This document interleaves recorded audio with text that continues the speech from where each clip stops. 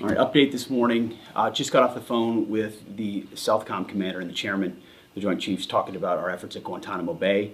That is ongoing. We're leaning forward on supporting the president's directive to make sure that we have a location for violent criminal illegals as they are deported out of the country. No one's going to wait on the Defense Department, and we're working that in real time.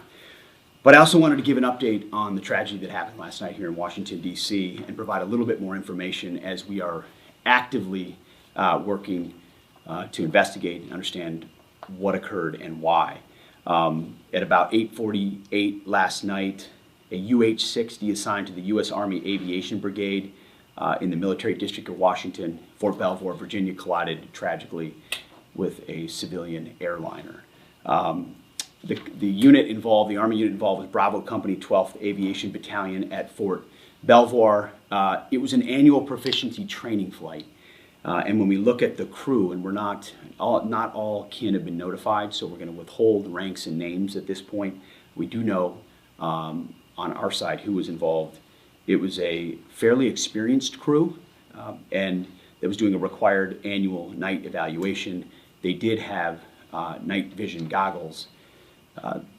The 12th Aviation Battalion, as of now, is granted a 48-hour operational pause on contingency missions as what happened is reviewed, and a senior level aviation team, an investigative team from our Aviation Safety Center, was deployed last night and already is in Washington, D.C. to investigate what's going on.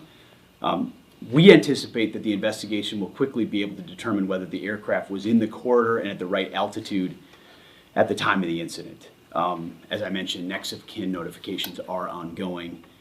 It's a tragedy, a horrible loss of life for those 64 souls on that civilian airliner, and of course, the 3 soldiers in that Black Hawk.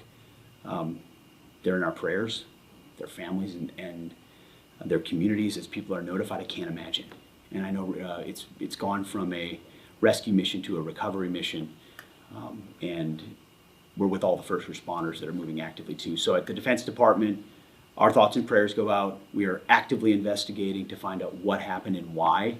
And as we get updates, you will have them. God bless.